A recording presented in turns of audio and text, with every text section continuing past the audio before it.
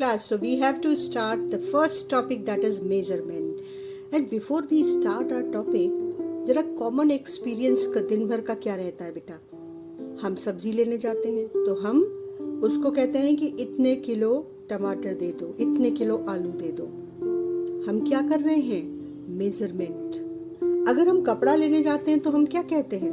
2 metre कपड़ा काट दीजिए, कहते हैं ना. तो हम क्या कर रहे हैं? लेंथ मेजर कर रहे हैं.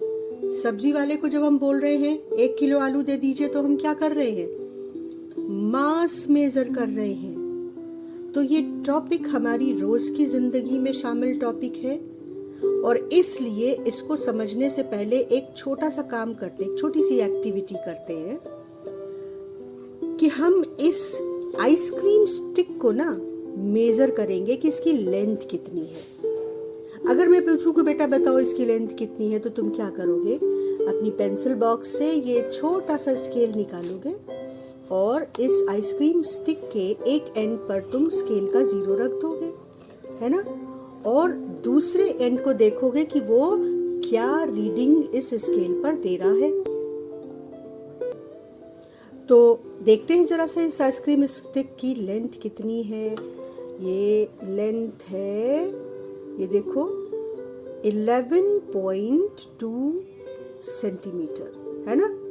रफली अगर मैं कहूँ कि इसकी लेंथ लगभग कितनी है? 11 सेंटीमीटर. तो इसका मतलब क्या हुआ 11 सेंटीमीटर? क्या मैं ये कहूँ कि length of this ice cream stick is 11 times 1 centimetre? ये है 1 सेंटीमीटर लेंथ, और इसमें 1 सेंटीमीटर की लेंथ कितनी बार आ गई? 11 टाइम्स आ गई. तो असल में मैंने क्या किया? मैंने इसकी लेंथ का कंपैरिजन किया. किससे कंपैरिजन किया? 1 सेंटीमीटर की लेंथ से.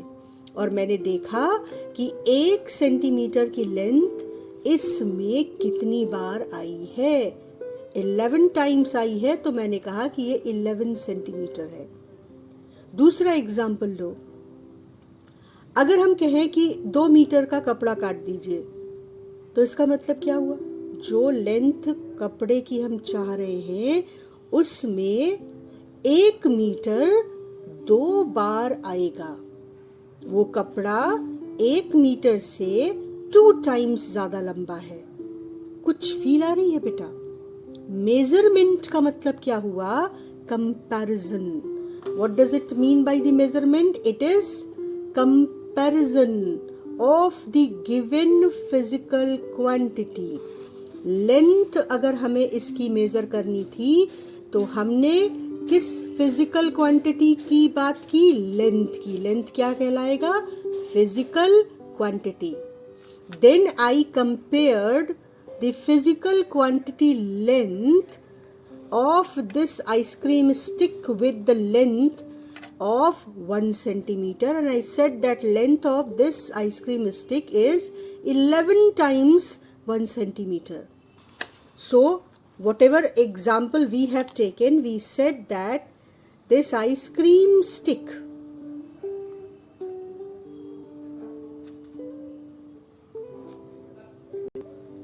तो इस आइसक्रीम स्टिक की लेंथ 11 टाइम्स 1 सेंटीमीटर थी. अब ध्यान से समझना.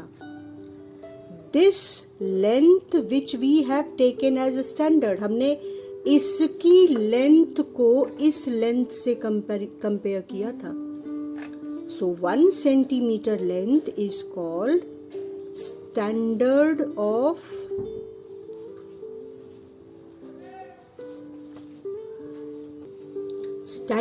of length with which we compare the length of the given object. So what is measurement? Measurement is process of comparison of given physical quantity, which is length here, with the known standard quantity of the same nature.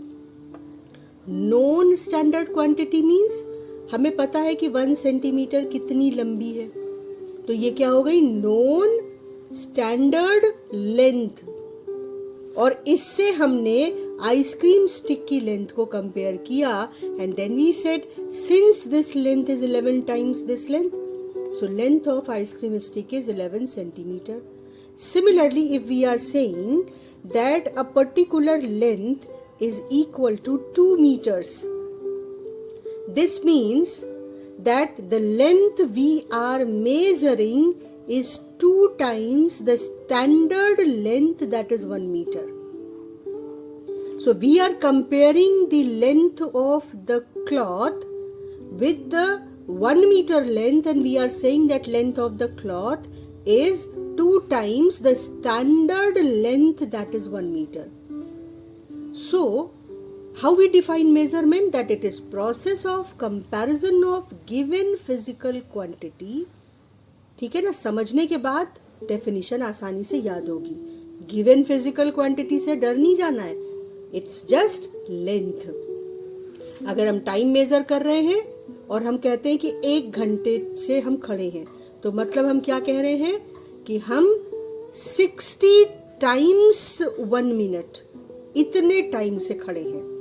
1 minute को standard अगर ले लें तो, और अगर हम 1 second को standard ले लें और हम कहें कि हम 1 घंटे से इंतजार कर रहे हैं, तो हम क्या कह रहे हैं एक्चुअली कि हम 60 into 60 3600 times 1 second. We compared the time with the 1 second time and we said that we are waiting for you here from 3600 times 1 second. यानी हम जब कभी मेजर करते हैं तो हम जिस फिजिकल क्वांटिटी को मेजर कर रहे हैं उस फिजिकल क्वांटिटी का कंपैरिजन एक नॉन स्टैंडर्ड फिजिकल क्वांटिटी की वैल्यू से करते हैं. मतलब नॉन स्टैंडर्ड वैल्यू से करते हैं उसी फिजिकल क्वांटिटी की. लेंथ मेजर कर रहे हैं तो लेंथ की स्टैंडर्ड वैल्यू ले लेंगे कोई.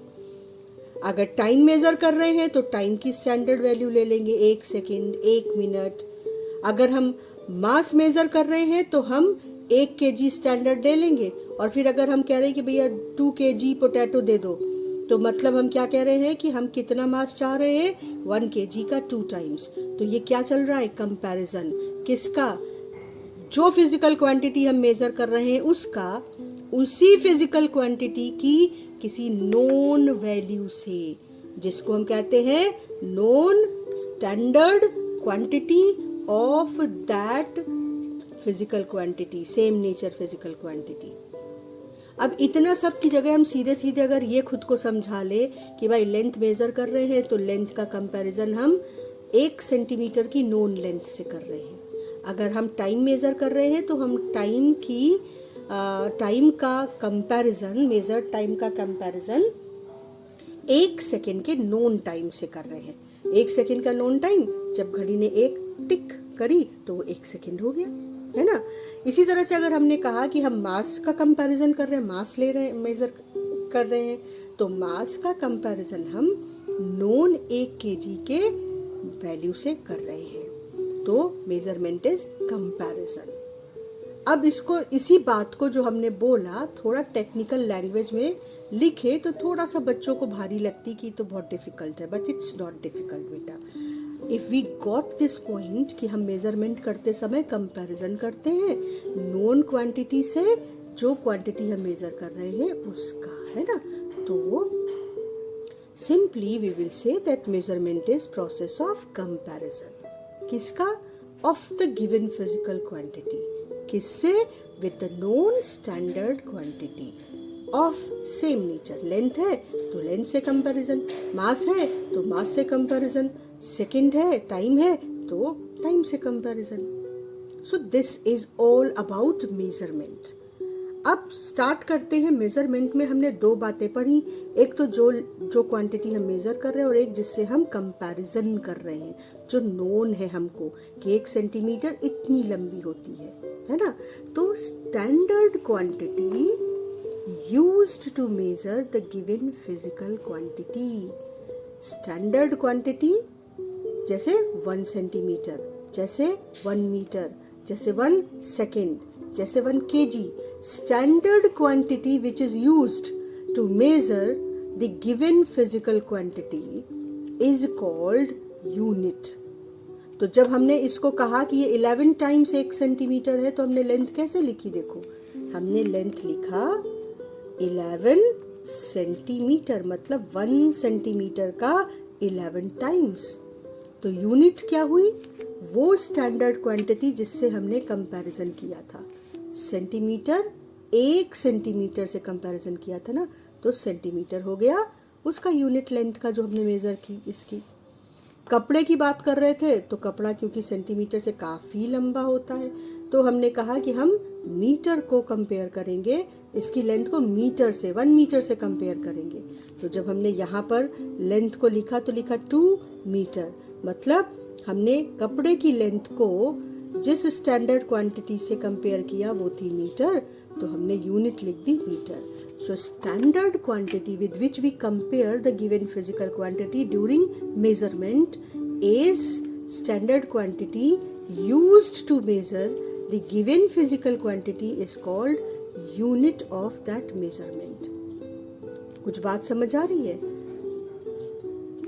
खुद को नॉर्मल लैंग्वेज, खुद को नॉर्मल ऑब्जर्वेशन से जो रोज हम देखते हैं ना, उससे समझाओ, और उसके बाद डेफिनेशन जो टेक्निकली है वो तुमको फिर याद करनी पड़ेगी, लेकिन बात तो समझ में आनी चाहिए, है ना? अब physical quantity means anything which we can measure. We can measure mass, we can measure time, we can measure length, we can measure temperature. So all these quantities are called physical quantities. But we cannot measure emotion. We cannot measure hardness of the work. So those quantities which cannot be measured, these quantities are not physical quantity. Clear हो रही है बात? तो अब जब हम physical quantity को major करते हैं, तो उसमें देखो दो रिप्रेजेंटेशन में 2 टर्म्स होते हैं। एक तो न्यूमेरिकल वैल्यू होती है और एक वो स्टैंडर्ड वैल्यू होती है जिससे हमने कंपैरिजन किया था। तो न्यूमेरिकल वैल्यू बताती है कि कितने टाइम्स, और जो स्टैंडर्ड वैल्यू होती है उससे कितने टाइम्स है वो क्वांटिटी, वो बताता है कि वो फिजिकल क्वांटिटी कितनी है। 2 मीटर में 2 न्यूमेरिकल वैल्यू हो गई, मीटर वो स्टैंडर्ड 1 मीटर की लेंथ हो गई, जिससे हमने अपने कपड़े की लेंथ का कंपैरिजन किया। तो हमारी फिजिकल क्वांटिटी अगर लेंथ है, कपड़े की लेंथ है, तो कपड़े की लेंथ यूनिट 1 मीटर यूनिट का डबल है, तो उस कपड़े की लेंथ की वैल्यू आ गई 2 मीटर्स। कुछ बात समझ आ रही है बेटा? तो फिजिकल क्वांटिटी को जब कभी हम लिखते हैं तो उसमें 2 टर्म्स होते हैं, one is numerical value and other is unit. So numerical value states how many times the standard selected unit is contained in the given quantity. जैसे कपड़ा अगर हमने मेजर किया ना, और हमने कहा कि 4 मीटर लेंथ क्लॉथ की है, तो हम क्या कह रहे हैं? Numerical value states how many times the standard selected length, how many times, 4 times 1 metre length comes in this length, 4 times 1 meter length comes in this length. So simply if I say numerical value states how many times the standard selected unit is contained in the given quantity. तो ये example लेकर अपने आप को हम समझाएंगे कि भाई हर मेजर्ड क्वांटिटी में 2 टर्म्स होंगे। एक न्यूमेरिकल वैल्यू जो बताएगा कि कितनी बार स्टैंडर्ड वैल्यू आई है उस पर्टिकुलर मेजरमेंट में। यहाँ पर 4 बार आई है 1 मीटर की लेंथ, तब ये कपड़े की लेंथ बनी। क्लियर हो रही, फील आ रही है कुछ? तो अब हम इन पॉइंट्स को नोट करेंगे। First note measurements definition, then note what does it mean by the unit and how physical quantity is represented with help of numerical value and its unit, and then what does it mean by the numerical value. अब जो ये standard value हम select करते हैं ना, जिससे comparison करते हैं, for example standard value of length is 1 metre with which we will compare normally the lengths. Standard value of time is 1 second with which we will compare the time while we are measuring some time. And if standard value of mass, then it's 1 kg, and when we will compare mass of any object, we will compare that mass with 1 kg. And we will find how many times 1 kg comes in that particular mass of the object. 4 kg matlab 4 times 1 kg comes in that mass. Now this question is that question which can be asked in question paper. तो हम जब समझते हैं ना कोई चीज़, तो notes बनाते हैं, और नोट्स बनाते समय हम ये लिखते जाते हैं कि ये पॉइंट्स एग्जामिनर्स चॉइस पॉइंट हैं. कोई क्वेश्चन अगर इससे फ्रेम करेगा तो ये बहुत इंपॉर्टेंट पॉइंट है जिससे कोई क्वेश्चन आसानी से फ्रेम कर सकता है. For example question can be asked, right 2 essential properties a unit should have. अब याद करो यूनिट क्या है, वो स्टैंडर्ड वैल्यू जिससे हम कंपैरिजन करते हैं. मास के लिए 1 kg, लेंथ के लिए 1 मीटर, टाइम के लिए 1 सेकेंड. तो unit which we are selecting, जैसे 1 मीटर को हमने कहा कि भाई ये लेंथ की यूनिट है, अब इसी से कंपेयर करके सारी लेंथ्स मेजर करेंगे. तो दैट यूनिट और that standard value can be defined without ambiguity. Ambiguity मतलब without any confusion. So 1 meter can be unit of length only when we can define what is 1 meter. हम लोग अभी पढ़ेंगे कि 1 metre हमने कैसे डिफाइन किया. तो ऐसा तो नहीं है ना कि इंडिया में कोई 1 मीटर लेंथ इतने को बोलेगा, अमेरिका में कोई 1 मीटर लेंथ इतने को बोलेगा, ऐसा तो नहीं है. 1 metre, whatever is the length 1 meter in India, the same is 1 meter length in the whole world. तो यूनिट किस क्वांटिटी को बना सकते हैं जिसको हम बिना किसी कंफ्यूजन के डिफाइन करेंगे कि भाई इतनी लंबी चीज 1 मीटर कहलाएगी, और ये सारी दुनिया में सेम रहेगी. Similarly that unit should be reproducible. इसका मतलब क्या हुआ, आपने 1 मीटर को कहा कि स्टैंडर्ड यूनिट है, लेंथ है, और अब हम सारी दुनिया की लेंथ इसी स्टैंडर्ड लेंथ से कंपेयर करके मेजर करेंगे. तो आपको बताना तो पड़ेगा ना कि भाई ये देखो ये है 1 मीटर लेंथ, और आपको वो 1 मीटर की लेंथ चाहे स्केल के थ्रू चाहे किसी और तरीके से, पर आपको पूरी दुनिया में बताना पड़ेगा कि ये लो ये है 1 मीटर की लेंथ, अब इससे कंपेयर करो सारी लेंथ्स को और मेजर करो लेंथ्स को. तो रिप्रोड्यूसिबल का मतलब उसको हम उस लेंथ के रेप्लिका को हम बनाकर सारी दुनिया में बांट सके. So unit can be that quantity, that value which can be reproducible. Then unit should not change with space and time. 1 metre की लेंथ, मान लो मैंने इस पेन को कहा कि ये 1 मीटर की लेंथ है, अब इससे कंपेयर करो अपनी लेंथ को, मेजर करो दुनिया भर की लेंथ्स को, और पता चला कि जो 25 डिग्री सेंटीग्रेड पर 1 मीटर लेंथ का हमने माना था, वो पेन 100 डिग्री सेल्सियस पर बढ़कर कुछ और हो गया. तो ये तो यूनिट जिससे हम कंपेयर कर रहे थे, जो मेजरमेंट का बेस था, वो तो चेंज हो गया. तो 100 सेंटीमीटर पर लेंथ कुछ और 25 सेंटीमीटर पर लेंथ कुछ और, ऐसे थोड़ी होगा. 1 मीटर की लेंथ चाहे टाइम हो, आज भी वही 1 मीटर, कल भी यही 1 मीटर, और 25 डिग्री सेल्सियस पर भी वही 1 मीटर, और 100 डिग्री सेल्सियस पर भी वही 1 मीटर. यानी जो स्टैंडर्ड ले उसकी जो वैल्यू है, जो उसकी लेंथ, मान लो अगर हम लेंथ की बात करें तो इसकी जो लेंथ है वो 1 मीटर जिसको हम डिफाइन कर रहे हैं, वो 1 मीटर चेंज नहीं होनी चाहिए. हम डिफरेंट टेम्परेचर पर 1 मीटर की लेंथ अलग अलग थोड़ी लेते हैं. हम जब कहते हैं कि एक मेटल की रॉड है, उसको गर्म किया तो वो लंबी हो गई, कितनी लंबी हो गई, पहले 1 मीटर थी और अब 1.2 मीटर हो गई. तो हमने कंपैरिजन तो 1 मीटर से ही किया. 1.2 का मतलब अब 1 मीटर की जगह 1 मीटर और 20 सेंटीमीटर आने लगे हैं उस लेंथ में. तो जो स्टैंडर्ड था वो थोड़ी चेंज हुआ. तो मेजरमेंट जब हमने किया, कंपैरिजन किया, तो हमें पता चल गया कि भाई अब लेंथ थोड़ी सी बढ़ गई है जब हमने उस ऑब्जेक्ट को गर्म किया तो। So the unit which we are taking as standard, with which we are comparing the physical quantity while measuring it, that should not change with the space and time and physical conditions. Then the unit which we are taking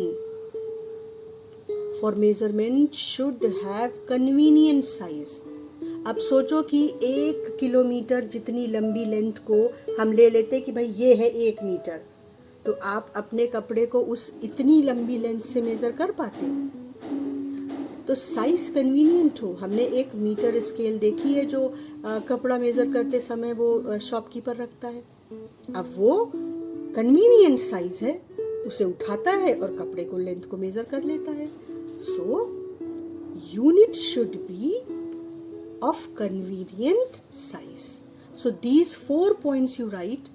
These are the characteristics which should be possessed by the quantity which is playing the role of standard value, जिससे comparison करा जाना है, जिसको हम unit नाम दे रहे हैं। Now next point, ये जो स्टैंडर्ड वैल्यू थी ना फिजिकल क्वांटिटी की, जिससे कंपेयर करते थे हम किसी क्वांटिटी को मेजर करने के लिए, ये 2 तरह की होती है, fundamental unit and derived unit. Listen to this point carefully. Fundamental units are those units which cannot be expressed in terms of any other unit, and this unit, which is known as fundamental unit, is independent of other units. For example, 1 meter. This is length's unit, fundamental unit. तो 1 metre को हम किसी और unit के, किसी और quantity के terms में एक्सप्रेस नहीं कर सकते। 1 मीटर है। हम 1 मीटर को टाइम के टर्म्स में, 1 मीटर को मास के टर्म्स में, किलोग्राम के टर्म्स में एक्सप्रेस नहीं कर सकते। तो those quantities which cannot be expressed in terms of any other quantity or unit and which are independent of other quantities and units are called fundamental units and fundamental quantity. 2 terms आ रहे हैं, unit और quantity. Those quantities which cannot be expressed in terms of other quantities are called fundamental quantity, and those units which cannot be expressed in terms of other unit are known as fundamental unit. But derived units are those units which can be expressed in terms of fundamental units. अब definition अगर तुम सीधे सीधे देखो, then you will get scared कि तो कुछ समझ में नहीं आ रहा है। तो हम सिंपल एग्जाम्पल से शुरू करते हैं, जब हम बात समझ जाएंगे तो हम फिर वापस इन डेफिनेशंस पर आएंगे। Now children, listen to this explanation carefully. Definition of fundamental quantity, fundamental unit and derived unit are very, very important. Fundamental quantity is defined as, we will say, if the question is what do you understand by fundamental quantity, we will say those quantities which cannot be expressed in terms of any other quantity is called fundamental quantity. And there are 9 fundamental quantities. 9 fundamental quantity: mass, length, time, temperature, electric current, luminous intensity. Luminous intensity पता है? Light की brightness. अगर तुम बहुत simple language में समझो तो light की ब्राइटनेस को ल्यूमिनस इंटेंसिटी कहते हैं। So temperature is 4th fundamental quantity, then electrical current, then luminous intensity, then amount of substance. एक तो हो गया मास, जब हैवियर चीज़ों को हम मेज़र करते हैं। लेकिन अगर हम किसी एलिमेंट क्लोरीन के मास को मेजर करें तो अमाउंट ऑफ सब्सटेंस मोल्स में मेजर करेंगे, एंगल और सॉलिड एंगल। तो धीरे धीरे बात हमें समझ में आएगी, अभी आपको पैनिक होने की ज़रूरत नहीं है। Just note down these quantities which are called fundamental quantities and unit of these quantities are called fundamental units. So quantities which cannot be expressed in terms of any other quantity are called fundamental quantities, and the unit of these fundamental quantities are called fundamental units. So unit of mass is kg, unit of length is meter, unit of time is second, unit of temperature Kelvin, electric current is measured in unit ampere, luminous intensity's unit is candela, amount of substance, that is amount of chlorine gas, amount of hydrogen gas, amount of substance is called mole, angle is measured in radian, and solid angle is measured in steradian. And this system in which mass is measured in kg, length is measured in meter, time is measured in second, this system is called SI system of units. But that system in which mass is measured in grams, length is measured in centimeter, time is measured in second, this system is called centimeter, gram, second system, CGS system. So there are two types of units, quantities, fundamental and derived. Fundamental quantities are those quantities which cannot be expressed in terms of any other quantity, and unit of fundamental quantities is called fundamental unit. There are two systems. In one system, mass, length and time is measured in kilogram, meter and second. In other system, mass, length and time is measured in gram, centimeter and second. So this system is called SI system. This system is called CGS system. अब derived unit समझ लें तो हम वापस दोनों definitions पर जाएंगे, और derived unit समझने के बाद ही असल में हमको fundamental unit और fundamental quantity का concept सही से समझ में आएगा। चलो पहला एग्जाम्पल, लेंथ क्या है? फंडामेंटल क्वांटिटी, और इसका यूनिट क्या है? मीटर। अब अगर मैं कहूं वॉल्यूम, तो वॉल्यूम एक क्वांटिटी है जैसे लेंथ एक क्वांटिटी है। जैसे लेंथ को हम मेजर कर सकते हैं, in the same way we can measure volume also. But if I ask you how to measure volume, you will say ma'am volume's definition है, volume's formula is length into breadth into height. Then I ask you okay, measure length, breadth and height and then multiply them and get the volume. So length you will measure in meter, breadth you will measure in meter, height you will measure in meter. That means what? The unit of volume can be written as unit of length into unit of breadth into unit of height, that is meter cube. So volume can be represented in terms of the other quantity length, breadth and height both are length, and unit of volume can be represented with help of the fundamental unit meter. So that quantity which can be expressed in terms of other quantities is called derived quantity, and unit of derived quantity is called derived unit. और ऐसे कैसे और एक तरीके से और कह सकते हैं कि unit, that unit which can be expressed in terms of other unit is called derived unit. I hope कि आप कुछ बात समझ आ रही होगी। तो तुमको क्वेश्चन इस पार्ट से पूछेंगे जो कि बहुत प्रॉबेबल क्वेश्चन है, और इसलिए हम इसको भी अपने नोट्स में मार्क करेंगे, वेरी इम्पॉर्टेंट। तो जैसे एक तो तुमको वॉल्यूम डिस्कस किया, इसी तरह से होमवर्क के लिए है right unit of derived unit. I am writing the question. Right derived unit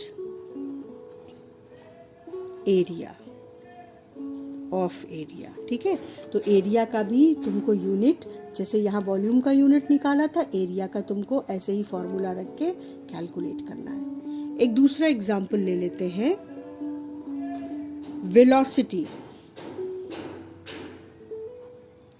velocity कैसे लिख सकते हैं हम? डिस्टेंस और डिस्प्लेसमेंट अपॉन टाइम। अब सोचो डिस्प्लेसमेंट, हमने वेलोसिटी एक क्वांटिटी थी जिसको डिस्प्लेसमेंट क्वांटिटी और टाइम क्वांटिटी के टर्म्स में एक्सप्रेस किया। Displacement is nothing but length of path, you can say shortest length of path is displacement.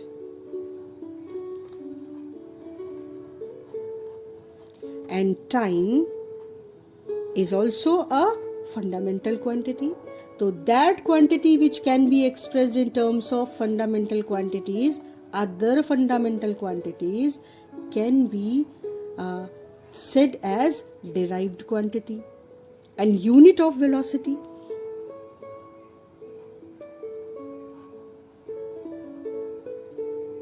unit of velocity is unit of length, that is meter, upon unit of time, that is second. तो velocity कैसे, unit of velocity is a derived unit. It is written in terms of meter and second. And unit of velocity, unit of quantity velocity can be expressed in terms of displacement and time. तो ये कैसी quantity हो गई? derived quantity. और example लेते हैं, acceleration.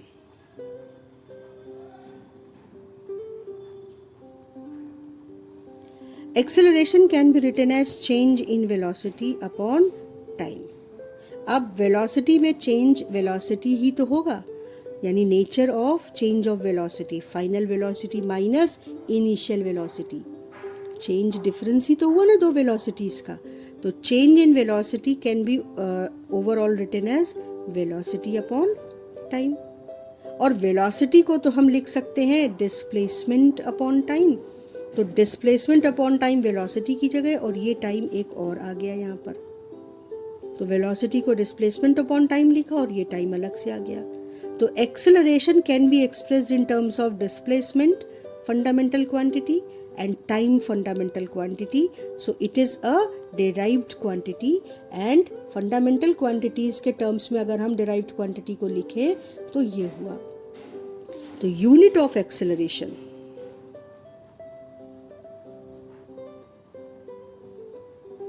क्या हो जाएगा? unit of displacement, that is meter, upon unit of time square, time into time, second square. In the next class we will continue this discussion. And for the time being, you can go through the derived quantities which are given in your chapter, and you can calculate the derived units as we have done here.